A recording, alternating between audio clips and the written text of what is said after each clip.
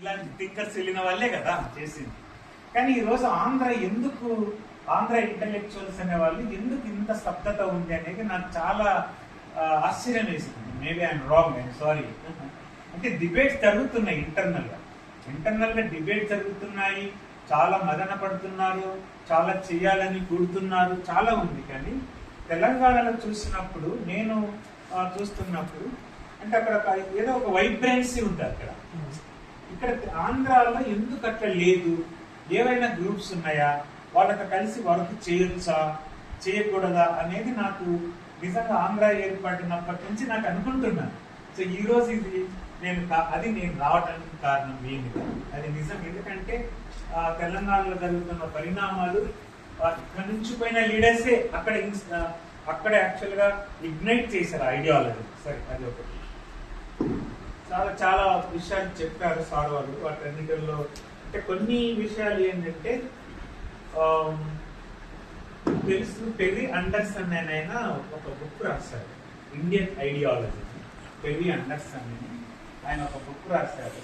ఎందుకు అది నేను ప్రస్తావిస్తున్నానంటే, మార్క్సిస్టులు మార్క్స్ను చదవలేదు, అంబేద్కర్ను చదవలేదు. అంబేద్కర్ను చదవలేదనేది ఎంత వాస్తవమో, ఇండియన్ మార్క్సిస్టులు కూడా మార్క్స్ను చదవలేదనేది అంతే వాస్తవం. అది నేను చెప్పట్లేదు. పెర్రీ అండర్సన్ అయిన ఒక మార్క్సిస్ట్, బ్రిటిష్ మార్క్సిస్ట్, పెద్ద historian, top most Marxist intellectual Indian ఐడియాలజీని బుక్ రాశారు. ఆ బుక్ రాస్తే ఆయన 2 years క్రితం చాలా పెద్ద గ్రంథాలు రాశాడు. చాలా సార్లు తెలుసు పెర్రీ అండర్సన్ అంటే. వాళ్ళ బ్రదరు ఇంకొక ఆయన ఉన్నాడు, బెనడిక్ట్ అండర్సన్, ఆయన కూడా మంచి బుక్ రాశాడు, వరల్డ్ నోన్ బుక్. ఆయన ఏం చేశారంటే ఒక 2-3 years క్రితం చనిపోతానగా ఇండియన్ ఐడియాలజీని ఒక బుక్ రాశారు. ఆ ఇండియన్ ఐడియాలజీలో అందుకు నేను చెప్తున్నాను ఈ విషయం. ఎందుకు అంబేద్కర్ను చదవలేదు, మార్క్సిస్టులు కూడా, ఇండియన్ మార్క్సిస్ట్ పర్టికులర్ గా మార్క్స్ను చదవలేదు. అది నేను ఒక టీచర్గా నేను అర్థం చేస్తాను. చదవలేదు వాళ్ళు పూర్తిగా, ఏదో లోకల్గా వచ్చిన లిటరేచర్ మాత్రం చదువుతున్నారు పూర్తిగా. అది ఆయన చెప్పాడు. ఎలా చెప్పాడు? ఏకే దామోదరం అనే Marxist, he was the founder అనుకుంటారు, one of the founder CPM కు, ఏకే దామోదరం. ఆయనకు ఇంటర్వ్యూ చేసినప్పుడు, అంటే నంబూద్రిపాద్ కాదు కానీ, అందరు కాదు కానీ, AK Damodaram was general secretary of CPM. He himself confessed that ఇండియాలో మేము మార్క్స్ను చదవలేదు అని ఒక జనరల్ సెక్రటరీ బ్రిటిష్ ఇంటలెక్చువల్ ముందు రికార్డు చేసి అది రాశాడు బుక్లో. ఇదిగో మీ జనరల్ సెక్రటరీ చెప్పాడు, మేము మార్క్స్ను చదవలేదు, పెరిఫరల్ గా చదివాము, పైన చదివాము అనేది ఆయన చెప్తే, Indian Marxist intellectuals not activist, intellectuals ఏమన్నారు? పెర్రీ అండర్సన్ అంతవరకు గొప్ప మార్క్సిస్ట్ అనుకున్నటువంటి ఇంటలెక్చువల్ ను ఉదయం లేచి ఆ బుక్ ఎప్పుడైతే వచ్చిందో నెక్స్ట్ డే ఆయన అటాక్ చేశారు, నువ్వు మార్క్సిస్ట్ కాదు. అంటే నేను అర్థం చేస్తున్నది ఏంటంటే, మార్క్సిస్టులలో అంటే హిందుత్వాలో ఎంత ఫండమెంటలిజం ఉందో, మార్క్సిజంలో కూడా అంత ఫండమెంటలిజం ఉంది, అంబేద్కరైస్లో కూడా అంతే ఫండమెంటలిస్ట్ ఉన్నారు. ఈ ఫండమెంటలిజాన్ని మనము పక్కన పెట్టాలి. ఇది మార్క్స్ ఇలా చెప్పాడు, వాళ్ళు ఇలా చెప్పారు, అలా చెప్పారు, మనం కాదనట్లేదు. కానీ ఆ ఫండమెంటలిజాన్ని మనం కొంత పక్కన పెట్టాలి.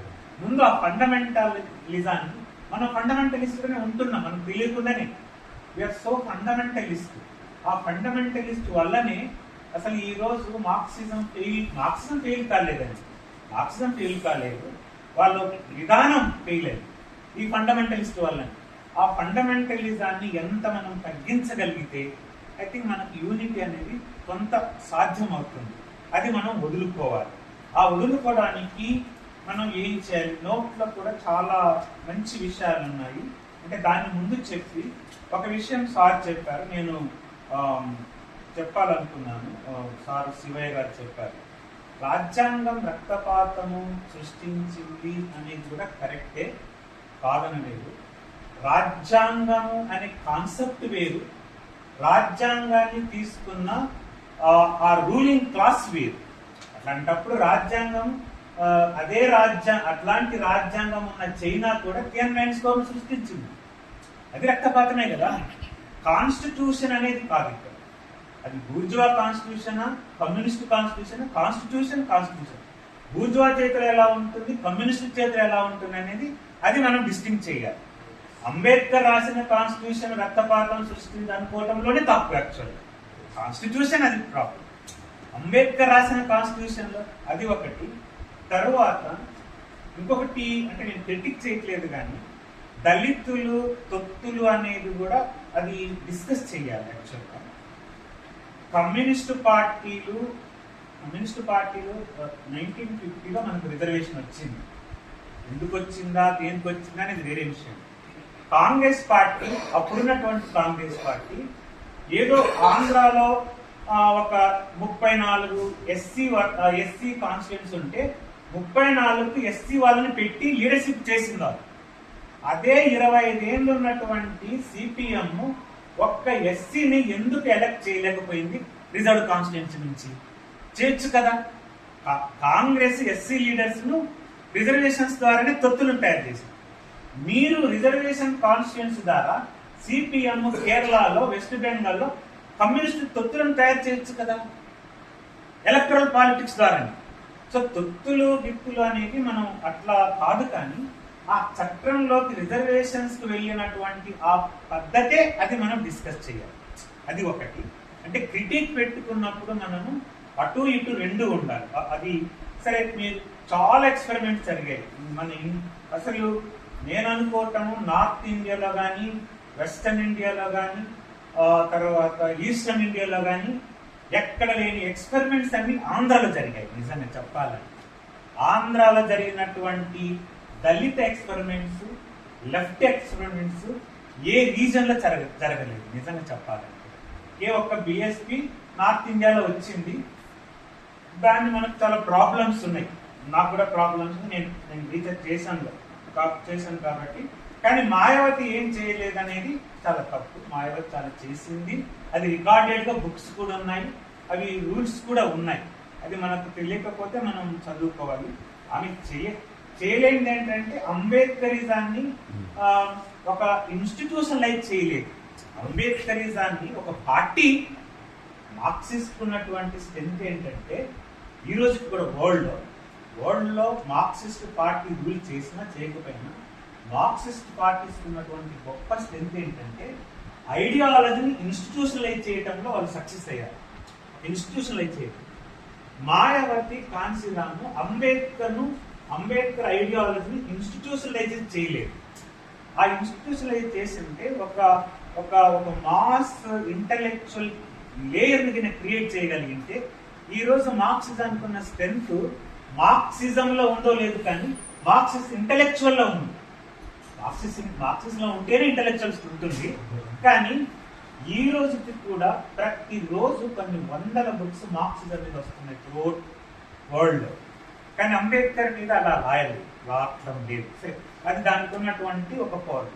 సో మార్క్సిజానికి, అంబేద్కరిజానికి ఆంధ్రాలో జరుగుతున్నటువంటి ఎక్స్పెరిమెంట్స్ నిజంగా చెప్పాలంటే చాలా గొప్ప ఎక్స్పెరిమెంట్స్. దాంట్లో నాకు ఎలాంటి డౌట్ లేదు. కానీ ఎందుకు వాళ్ళు యునైట్ కావటం లేకపోతున్నారు? సార్ చెప్పిన క్వశ్చన్కి వస్తుంది. అంటే ఈ మూడు శక్తులు, లెఫ్ట్ శక్తులు, దళిత శక్తులు, ఈ రెండు సార్ కూడా చెప్పారు. ఈ రెండుని ఎట్లా కలపాలి? అసలు ఇట్లా డివైడ్ చేసి మనము కలపాలా? అసలు కలిసే మనము పోరాడాలా? మొత్తం కలిసి అక్కడ మనకు ఇది మార్క్సిస్ట్ థింకర్స్ అనేది చాలా ఇంపార్టెంట్. అంటే ఏ థింకర్స్ అన్నా కానివ్వండి, థింకింగ్ లో మనకి ఏదో లోపం ఉంది. అదే పెర్రీ అండర్సన్ చెప్పాడు, ఇండియాలో మార్క్సిజానికి చాలా డెట్రిమెంటల్ పాయింట్స్ ఉన్నాయి. దేర్ ఈస్ మార్క్సిజాన్ని the way they suppose to carry forward India they have not taken. అదే సార్ కూడా వాళ్ళ బుక్ లో కూడా చెప్పారు, నేను లాస్ట్ టైం కూడా చెప్పాను. అజెండాను పక్కన పెట్టాను. సరే, దాంట్లో మనం ఏకీపిస్తాం లేదని ఒక ఇంటలెక్చువల్ లో కూడా మార్క్సిజాన్ని ఇండియాలో ఎందుకు మీరు అన్వయించలేకపోయారు అనే ఒక ఇంటలెక్చువల్ ఫెయిల్యూర్ ఉంది ఇండియాలో. ఇండియన్ మార్క్సిస్ట్ ఇంటలెక్చువల్స్ దాన్ని ఓపెన్ గా ఒప్పుకోవడానికి వాళ్ళకి ఎందుకో ఆ యుగో అడ్డం వస్తుంది. You take any intellectuals of Marxism, even Ambedkar it's also. Ambedkar ఒకరోజు నేను అంబేద్కర్ గురించి అంబేద్కర్ను మార్క్స్ను గురించి మనము అంబేద్కర్ను మార్క్స్ను ఎలా చూడాలి అని అంటే, కులము వర్గం ఉంది కాబట్టి ఇద్దరు ఐడియాలజీ అవసరం అవుతుంది. అంటే మార్క్స్ ను తీసుకుంటే మీరు వర్గాన్నే మాట్లాడతారు, అంబేద్కర్ ను తీసుకుంటే మీరు కులమునే మాట్లాడతారు. ఈ రెండింటిని సింథసైజ్ చేస్తేనే మనకు అవసరం అనేది డిబేట్ జరుగుతుంది. కానీ వాళ్ళే ఒకసారి కొట్టడానికి వచ్చారు, నన్ను నువ్వెవరను అసలు యూనివర్సిటీ టీచర్వేనా, అసలు అంబేద్కర్ కంటే జ్ఞానవంతుడు ఎవడు ఈ దేశంలో, మళ్ళీ నువ్వు మార్క్స్ ఎందుకు తెచ్చావు అని నిన్న కొట్టడానికి వచ్చావు. నిజంగా చెప్పి ఇలా మాట్లాడుతుంటే అంటే ఈ ఫండమెంటలిజాన్ని వదిలేయాలి. అది అంబేద్కర్ ఇట్లా ఉంది. ఎమోషన్స్ పనికి రావండి, రీజన్ కాదు, రేషనాలిటీ కాదు. ఎమోషన్స్ మీద మనము యునైట్ అనేది, ఎమోషన్స్ మీద మనం ఎంత ఫాస్ట్ గా యునైట్ అవుతామో అంత ఫాస్ట్ గా డిసింటిగ్రేట్ అవుతాం, అంత ఫాస్ట్ గా కొలాప్స్ అవుతాం. సో ఎమోషన్స్ అనేది పనికిరావు ఇక్కడ.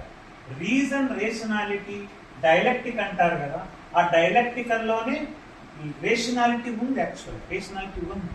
ఆ డైలెక్టికల్ మెటీరియలిజం అంటే మార్క్సే చెప్పాడని చాలా తప్పు. అసలు డైలెక్టికల్ మెటీరియలిజం మార్క్స్ చెప్పలేదు. యాక్చువల్ మార్క్స్ కంటే 5th సెంచరీ BCలో బుద్ధుడే చెప్పాడని మనంతా చెప్తున్నాం కదా.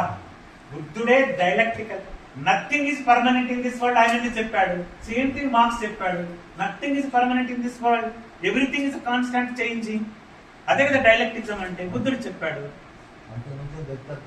ఇంకేముంది మరి, డైలెక్టికల్ మెటీరియలిజం అనేది అక్కడి నుంచి అదే. అందుకని మీరు అంబేద్కర్ ను మనం చదివినప్పుడు గెయిల్ ఓంబెత్, శరత్ పాటిల్ లాంటి వాళ్ళు మార్క్సిస్ట్ శిబిరంలో 30-40 ఏళ్ళు ఉండి వచ్చి బయటకు వచ్చి ఏం చెప్పారంటే, అంబేద్కర్ చనిపోయే లాస్ట్ అంటే 48-56 ఆ మధ్యలో కాన్స్టిట్యూషన్ అయిపోయిన తర్వాత ఈ సిట్టెడ్ టు టోటలీ మీరు ఆయన వర్క్ చూసుకుంటే 2 ఆయనకున్నది.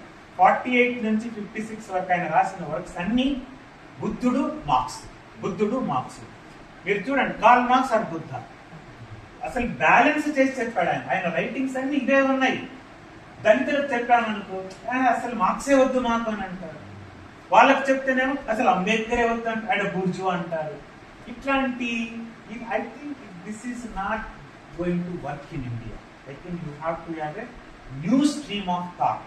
అంటే ఆ థింకింగ్ లోనే మీరు మీ థింకింగ్ మార్చుకోకపోతే మీ ప్రాక్టీస్ గ్రామ్స్ అయినప్పుడు, because practice has to learn from the theory has to learn from the practice. It's a back and fourth. It cannot be one-sided. Either theory learn from the practice or practice has to learn from the theory. లేకుండా మేము థియరీనే పట్టుకుంటాము, practice లో fail అయ్యారు కదా మీరు. 150 కుల అహంకార హత్యలు జరిగితే అది ఎస్సీలు లేకుంటే మాలా మాదిగలు ఒక సైడు వాళ్ళని చంపేశారు, లేకుంటే అప్పర్ కాస్ట్ లేదండి. బీసీలను చంపుకున్నారు. బీసీ అబ్బాయి బీసీ అమ్మాయిని పెళ్లి చేసుకుంటే ఒక బీసీ వాడు మేము గొప్ప అని అమ్మాయిని చంపేశారు. ఒక రెడ్డి ఒక బీసీ అమ్మాయిని చెప్పేస్తే రెడ్డి వాళ్ళ కూతురును ఆ అబ్బాయిని ఇద్దరిని పిలిచి కాల్ చేశారు. అంటే ఒక రెడ్డి ఒక గౌడు పెళ్లి చేసుకుంటే గౌడు రెడ్డి చంపేశారు. ఒక మాల ఒక మాదిగని చేసుకుంటే మాలోళ్ళు మాదిగని చంపారు. మాల గొల్ల చేసుకుంటే గొల్లోళ్ళు మాది. అంటే ప్రతి కాస్టుల కుల అహంకారం ఉంది. ఏదో ఎస్సీలకు dominant caste, no, it's not like that. ప్రతి కులములలో ప్రతి దాంట్లో చిన్న చిన్న కులాలు, మాదిగలలో వేరే మాదిగలు పెళ్లి చేసుకుంటే చంపుకుంటున్నారు. ఎట్లా చూడాలి మనం? ఏ డైలెక్టిక్ నీకు ఉపయోగపడుతుంది? ఏమన్నా రష్యన్ డైలెక్టిక్ ఉపయోగపడుతుంది ఇక్కడ, లేకపోతే చైనీస్ డైలెక్టిక్ ఉపయోగపడుతుందా? ఇండియన్ డైలెక్టిక్ కావాలి ఇక్కడ. ఒక బీసీ వేరే బీసీ అబ్బాయిని అమ్మాయిని పెళ్లి చేసుకుంటే ఇద్దరిని కాల్చి చంపుకున్నారు పెళ్లి చేసుకుంటేనే. ఎట్లా అర్థం చేసుకున్నారు ఈరోజు? మరి బ్యాక్వర్డ్ క్లాస్ అనే back bone of the country. అసలు ఫులేను పెరియార్ను మనం అసలు ఆంధ్రదేశంలో ఫులే అంటే ఎవరో తెలియదు, bulk of the society. Ambedkar అని అక్కడ ఈ రోజు బీసీలను చెప్పుకుంటున్న వాళ్ళు ఫులేని ఎంత గౌరవిస్తున్నారు అసలు. ఇప్పటికి కూడా ఫులే అంటే తెలియదు. తెలంగాణలో కూడా అంటున్నారు పులే, ఇప్పుడు అంటున్నారు పులే, ఓ సాగు మహారాజు పులే. ఏమయ్యారు? పులే చేసిన స్ట్రగుల్ ఏమైంది? మనకు పెరియార్ చేసిన స్ట్రగుల్ ఏమైంది? ఇక్కడ అసలు ఆంధ్రాలో జరిగినటువంటి హిస్టారికల్ ఎగ్జాంపుల్స్ మనం ఎందుకు తీసుకోవటం లేదు? హిస్టారికల్ గా ఆ సింబల్స్ వాటిని రీఇన్వోక్ చేయాలి, చేసి మనకు ఒక లాస్ట్ టైం ఒక మాట చెప్తాను, కొంచెం టైం తీసుకొచ్చి ఏమంటారు, సోషల్ జస్టిస్ ఉన్నారండి, జస్టిస్ పార్టీ వాళ్ళు ఉన్నారు. జస్టిస్ పార్టీ వాళ్ళు 1919లో జేమ్స్ బాండ్ రిఫార్మ్స్ తర్వాత వాళ్ళు పవర్కి వచ్చారు. ప్రొవిన్షియల్ పవర్కి వచ్చిన తర్వాత జస్టిస్ సైడ్స్ అంటారు వాళ్ళు, జస్టిస్ పార్టీ. రెడ్డి నాయుడు, రెడ్డియారు, ముడలియారు, వీళ్ళంతా బీసీలు, బ్యాక్వర్డ్ క్లాసెస్, అస్ట్రైల్ శూద్రాలు, వాళ్ళందరూ ల్యాండ్ లార్డ్స్. వాళ్ళంతా ల్యాండ్ లార్డ్స్ అండి. ఒక్కొక్కడికి 2-3 కేజీల బంగారు వాళ్ళ ఒంటి మీద. ల్యాండ్ లార్డ్స్ వాళ్ళందరూ. పెరియారు అప్పుడు ఎట్లా ఉన్నాడు? కాంగ్రెస్ తో అసలు ardent supporter of Mahatma Gandhi Periyar. ఆ పెరియారు చూశాడు, గాంధీ వైకోన్ సత్యాగ్రహాలు తప్పు చేశాడని కాంగ్రెస్ వదిలేశాడు. పెరియార్ వచ్చి అప్పటికే జస్టిసైడ్స్ ఈ బీసీలు చేస్తున్న ఉద్యమంలో సెల్ఫ్ రెస్పెక్ట్ మూవ్మెంట్ తీర్చాడు. అప్పుడు ఆయన అడిగిన క్వశ్చన్ ఏంటంటే, మీ అమ్మాయిలు, మీ వైఫ్లు, మీ బ్రదర్స్, సిస్టర్స్ హాఫ్ నేకెడ్ తో పొలాల్లో పనిచేస్తున్నారు. హాఫ్ నేకెడ్ అంటే హాఫ్ నేకెడ్ తో అంటే సగానికి బట్టలు కట్టుకొని పొలాల్లో పనిచేస్తున్నారు. మీరు అర్ధనర్థంగా వాళ్ళ పొలాల్లో పనిచేస్తున్నారు. మీరు రిజర్వేషన్లు కావాలని అసెంబ్లీకి పోవాలి, లేకుంటే మాకు లండన్ పోవాలి, లేకుంటే బ్రిటిషర్తో ఉండాలి, బ్రాహ్మణులతో ఉండాలని మీరు స్టూపిడ్స్. మీరు అసలు మీరేం లీడర్స్ అవుతారు? మీరు వెళ్ళి వాళ్ళని తీసుకురావాలని ఆ పైన ఉన్న ఉద్యమాన్ని పెరియారు గ్రౌండ్ తీసుకొచ్చాడు. అది పెరియారు చేసినటువంటి గొప్పతనం. అందుకనే ఈరోజు డిఎంకే నిలబడింది. యాక్చువల్ గా జస్టిసైడ్ చేసి వాళ్ళంతా రిజర్వేషన్స్ కావాలన్నారు, రిజర్వేషన్స్ ఇచ్చారు. బాగా కార్లు కొన్నారు, డబ్బులు కొన్నారు, చాలా రిచ్ అయిపోయారు మెడ్రాస్ ప్రెసిడెన్సీ. కానీ పెరియార్ వాళ్ళందరూ చూసి, ఈయన కూడా బీసీనే కదా, మీరు చాలా తప్పు చేస్తున్నారు, మీకంటే కింద ఉన్న వాళ్ళని మీ వాళ్ళని చూసుకోవాలి, అది ఆయన కూడా ఒప్పుకున్నాడు. ఈ ప్రిన్సిపల్ నేను గాంధీ నుంచి నేర్చుకున్నాను ఆయననే అన్నాడు. గాంధీ చేశాడు. అట్లా మనము పైన చూస్తున్నాము. దళితులు కానీ, ఇక్కడ ఉన్నటువంటి కమ్యూనిస్టులు కానీ ఒక ప్రిజుడీస్ ఉంది. ఆ ప్రిజుడీస్ మేమేదో ప్రిజుడీస్ హిపోక్రసీ అని మీరు వదిలేసారు. హిపోక్రసీ వదిలేయాలి.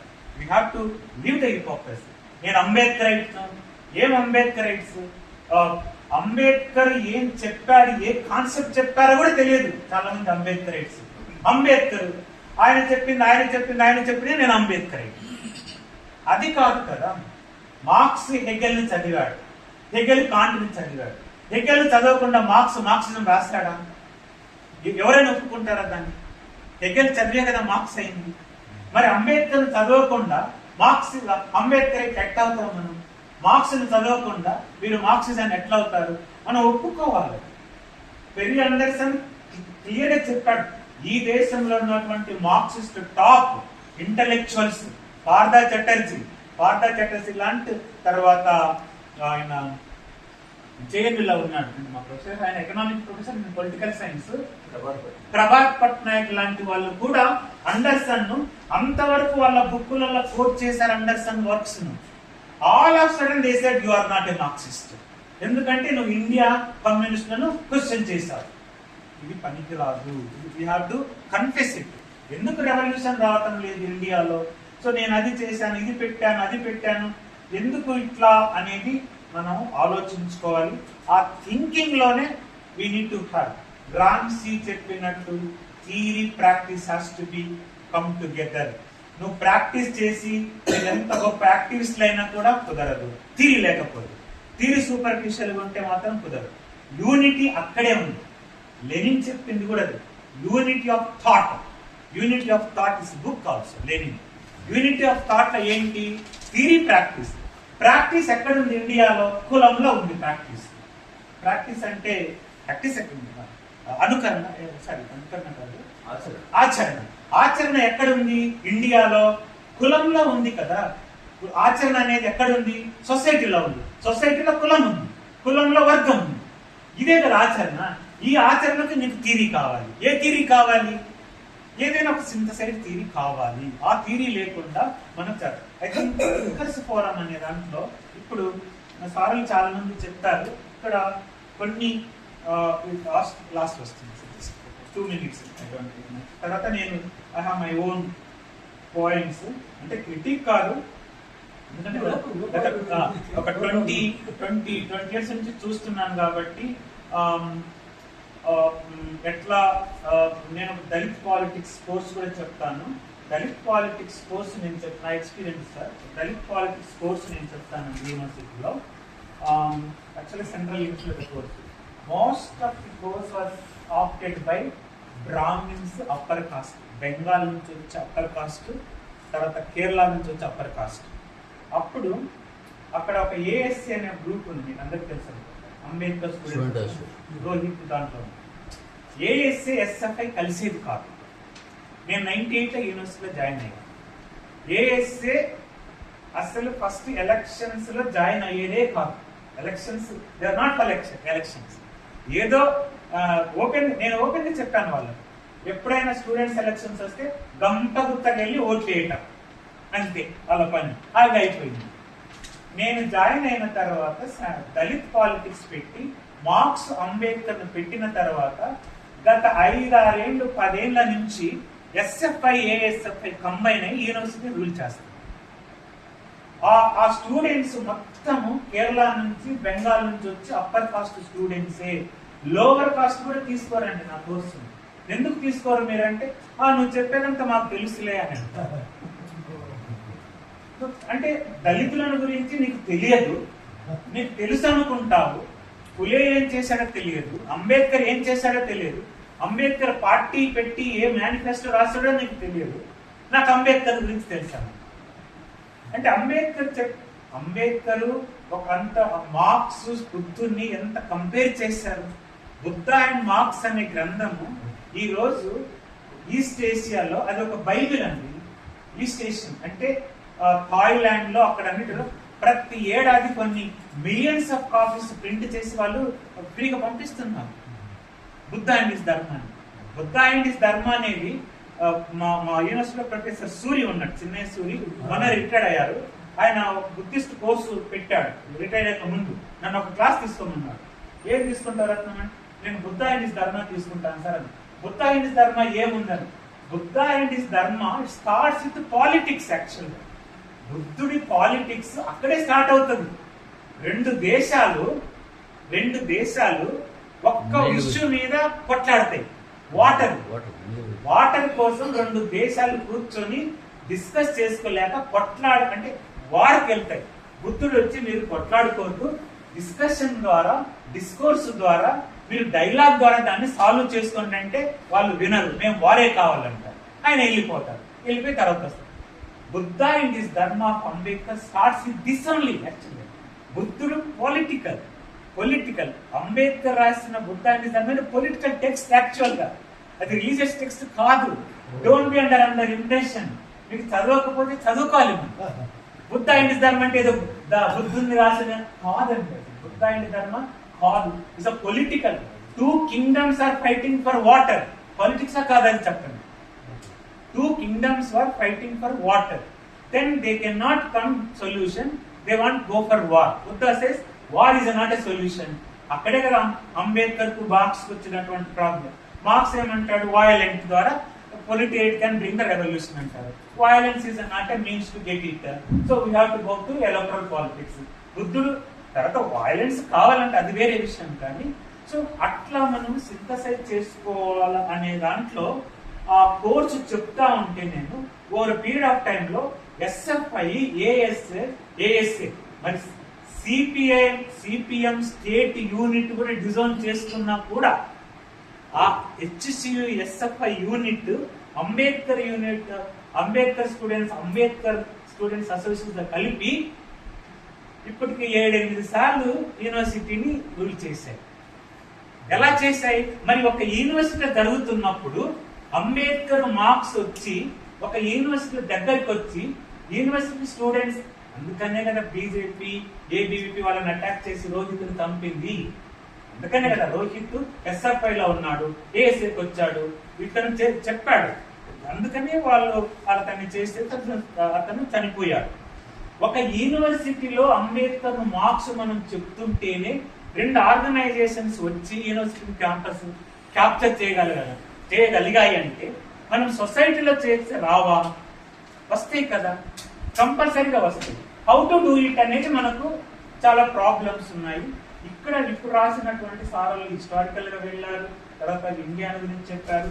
లాస్ట్ లో ఒక point, basic structure of the constitution అనేది చాలా ఇంపార్టెంట్.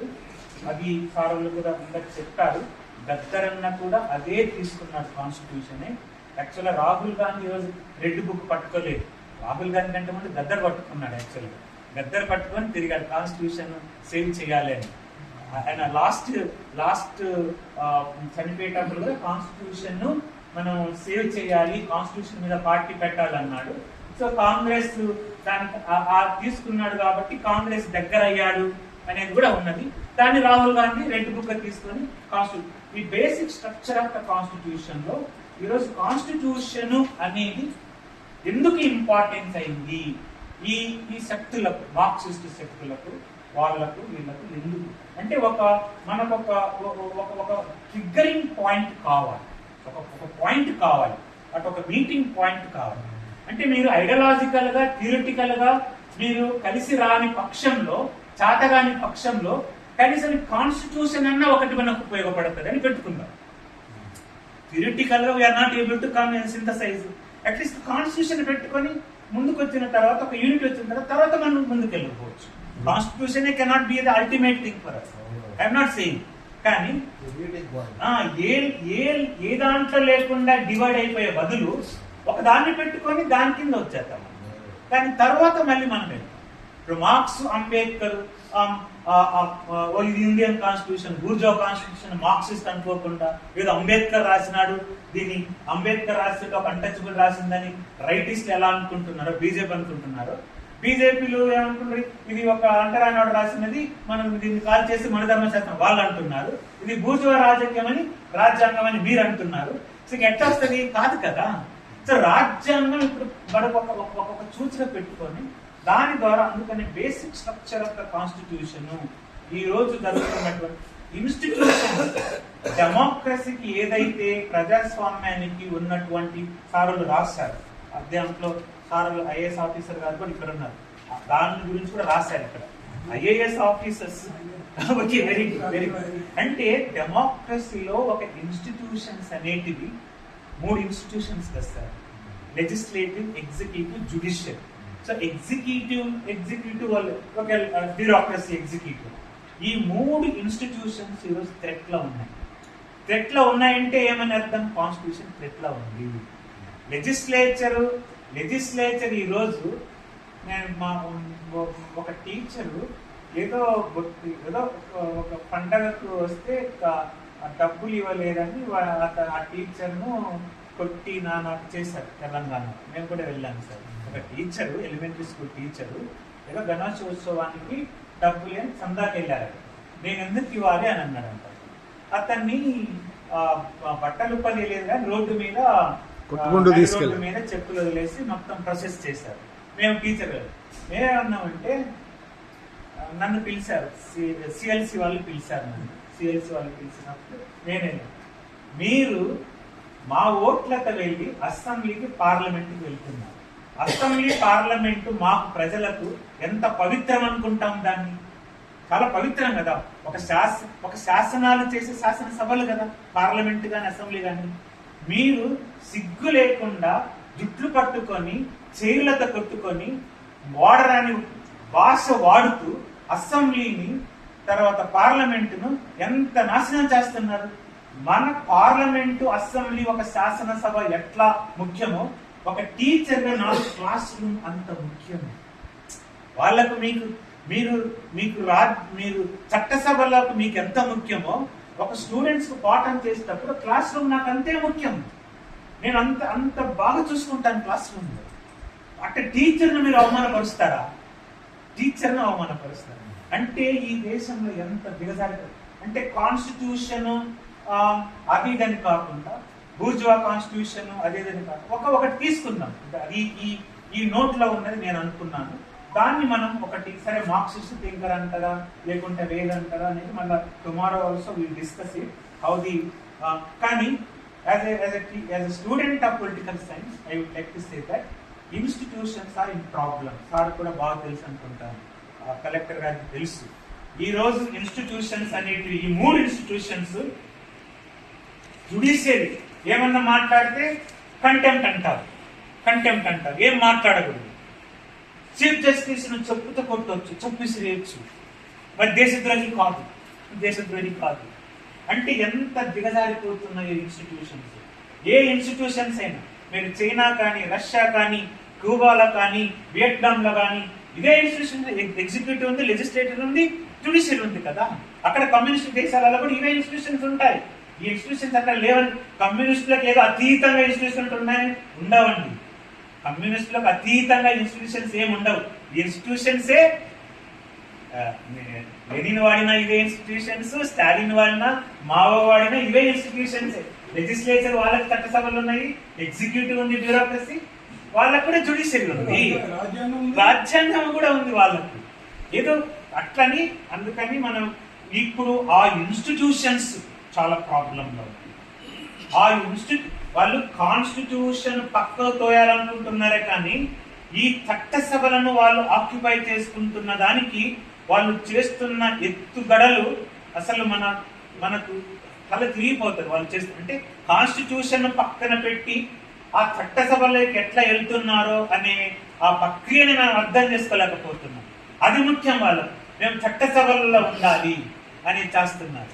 దాన్ని అయితే ఈ నోట్లో చాలా చక్కగా మెన్షన్ చేశారు వాళ్ళు. ఇప్పుడు 2/3 మెజారిటీ వాళ్ళు వస్తే ఎట్లా చేయగలము అనేది దీంట్లో నోట్లో బాగా ఉంది. సో దీన్ని కొంత మనము ఈ బ్రెయిన్ స్టార్మింగ్ గా ఒక హిస్టారికల్ గా మనం కొన్ని హిస్టారికల్ గా మనం డీప్ వెళ్ళగలిగాం తీసుకొని 2 విషయాలు ఉంటాయి పొలిటికల్ సైన్స్ లో.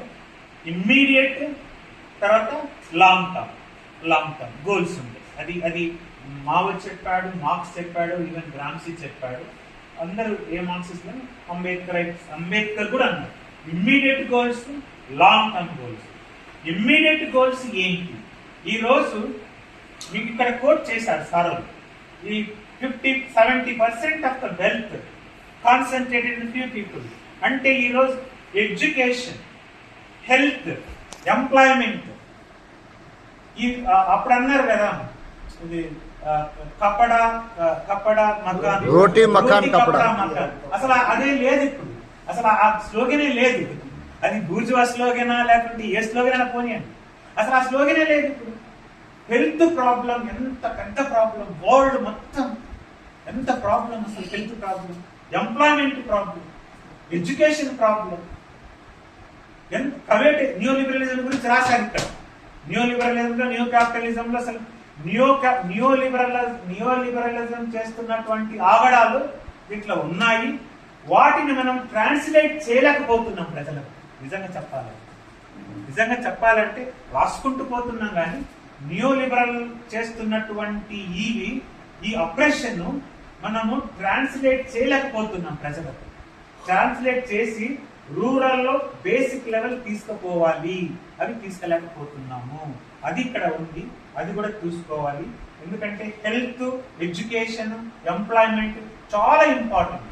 సో ఇమ్మీడియట్ ఎయిమ్ ఏంటి, లాంగ్ టర్మ్ ఎయిమ్ ఏంటి, ఇది రేపు అయితే మీరు డిస్కస్ చేస్తారనుకుంటాను.